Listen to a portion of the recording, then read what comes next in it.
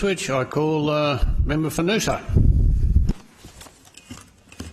Deputy Speaker,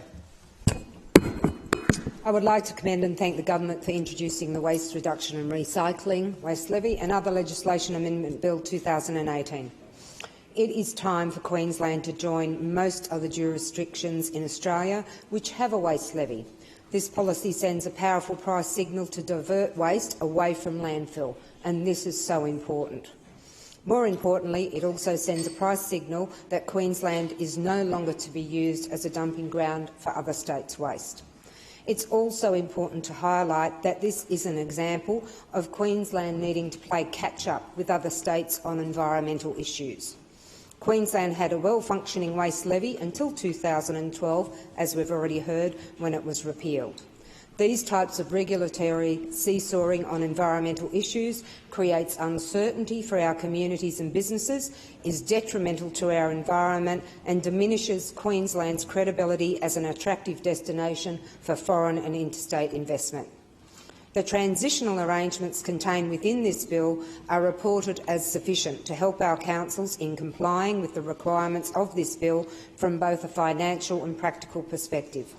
The work of the Innovation, Environment and Tourism Development Committee, through its public consultations and inquiries, had identified and addressed areas of concerns for councils that were not in line with best and successful practice in other states. That is not to say that more work needs to be done. However, as outlined in my statement of reservation and referred to by the member of Broadwater, there has not been the inclusion of the full hypothecation required by councils for waste management, diversion and recycling initiatives so that they may achieve rapidly the performance of other states in this arena. Denying this will slow the transition process, and I would like to see further clarification on this during debate. There have been assertions that this levy is going to impact the bottom line of household budgets for Queenslanders.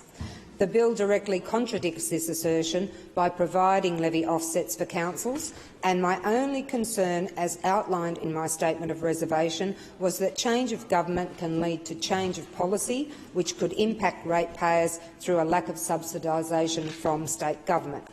However, I am pleased assurances from the Minister this afternoon that any change will need to come before Parliament, and I thank the government for listening to us on this.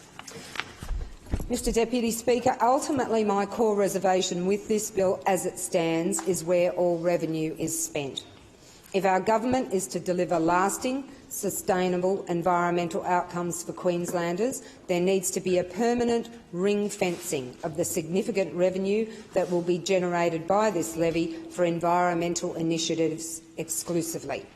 This should be done through the primary legislation to prevent future governments from rolling this protection back without a debate in Parliament.